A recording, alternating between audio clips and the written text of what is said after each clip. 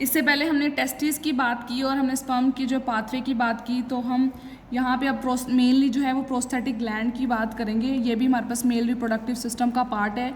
हम सबसे पहले जो है वो प्रोस्टेटिक ग्लैंड की बाउंड्रीज़ की बात कर लेते हैं। ये हमारे पास प्रोस्टेटिक ग्लैंड है, ठीक है। इसके सुपीरियरली हमारे पास यूरिनरी ब्लेडर पड़ा हुआ है और इसके इन्फीरियरली हमारे पास यूरोजेनिटल डायफ्राम होता है। यूरोजेनिटल डायफ्राम हमारे पास दो चीज़ें मिलकर बनाती हैं, एक डीप ट्रांसवर्स पेरिनियल मसल, ये वाला जो मसल नज़र आ रहा है ये हमारे पास है डीप ट्रांसवर्स पेरिनियल मसल, और यहाँ पे हमारे पास एक्सटर्नल यूरेथ्रल स्फिंक्टर होता है जो कि हमारे पास यूरिन को ओवरफ्लो को या यूरिन को कंट्रोल करता है।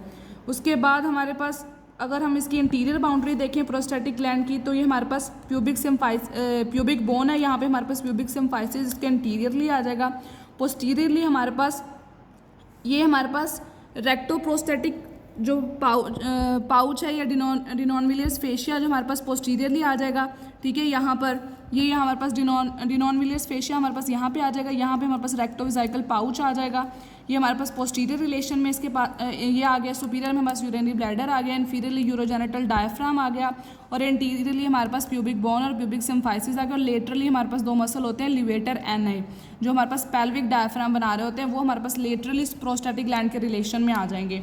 प्रोस्टेटिक ग्लैंड के पार्ट्स में हमारे पास ये बेस होती है इसकी, ठीक है, और इंटीरियर पार्ट हो जाएगा, पोस्टीरियर पार्ट हो जाएगा, लेटरल पार्ट होता है, और इसका ये एपिक्स है जो कि यूरोजेनिटल डायफ्राम के साथ कनेक्टेड है। उसके बाद इसमें से हमारे पास यूरेथ्रा गुजरता है। यूरेथ्रा के 4 पार्ट्स हैं जो हमारे पास प्रोस्टेटिक ग्लैंड में से पास आउट हो रहा है, उसका पाथवे देख लेते हैं। ये हमारे पास प्री प्रोस्थेटिक यूरेथ्रा है जो इनसाइड प्रोस्टेटिक ग्लैंड जो प्रोस्टेटिक ग्लैंड के ट्रांजिशनल जोन से हमारे पास गुजर रहा होता है, या मीडियन लोब से कह लो, वो हमारे पास प्रोस्थेटिक यूरेथ्रा है, जहाँ पर हमने वो पिछले मॉडल में दिखाया कि वहाँ पे हमारे पास यूजैकुलेटरी डक्ट की ओपनिंग हो रही थी। ये हमारे पास थोड़ा सा डायलेटेड पार्ट होता है, प्रोस्थेटिक यूरेथ्रा का डायलेटेड पार्ट है। उसके बाद हमारे पास मेम्ब्रेनस यूरेथ्रा स्टार्ट हो जाता है, ये हमारे पास बल्बस यूरेथ्रा का पार्ट है। उसके बाद हमारे पास स्पॉन्जी और ट्रेनियल यूरेथ्रा जो है वो स्टार्ट हो जाता है। ये हमारे पास जो दिखाया हुआ है प्रोस्थेटिक वीनस प्लेक्सिस दिखाया हुआ है, ठीक है। उसके अलावा हमारे पास ये हमारे पास यूरिनरी ब्लैडर, यहाँ पे हमारे पास इंटरनल यूरेथ्रल स्फिंक्टर होता है जो कि हमारे पास रिट्रोग्रेड मूवमेंट ऑफ स्पर्म को कंट्रोल करता है कि जो स्पर्म है वो हमारे पास यूरिनरी ब्लैडर में ना आ जाए। तो ये हमारे पास इंटरनल यूरेथ्रल स्फिंक्टर जो है वो हमारे पास रिट्रोग्रेड मूवमेंट ऑफ स्पर्म को कंट्रोल करता है, उसको प्रिवेंट करता है यूरिनरी ब्लैडर में आने से। जैसे इसमें भी हमारे पास ये यूरिनरी ब्लैडर दिखा है, यहाँ से हमारे पास प्री प्रोस्थेटिक यूरेथ्रा गुजरा है। ये प्रोस्टेटिक ग्लैंड में हमारे पास प्रोस्थेटिक यूरेथ्रा है, ये मेम्ब्रेनस पार्ट है, और ये हमारे पास बल्बस और ये spongy perineal part of urethra है, ठीक है।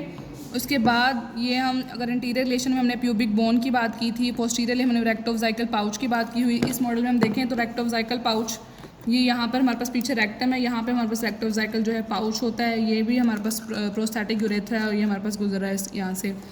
उसके अलावा ये जो है टेस्टिस की अगर वीनस ड्रेनेज की बात करूँ तो ये हमारे पास पेम्पेनिफॉर्म वीनस प्लेक्सिस है, ठीक है। उसके बाद ये हमारे पास टेस्टिकुलर आर्टरी दिखाई हुई है टेस्टिस की, और ये हमारे पास लिम्फ नोड दिखाए हुए हैं, paraaortic lymph nodes. So it's all about the male reproductive system.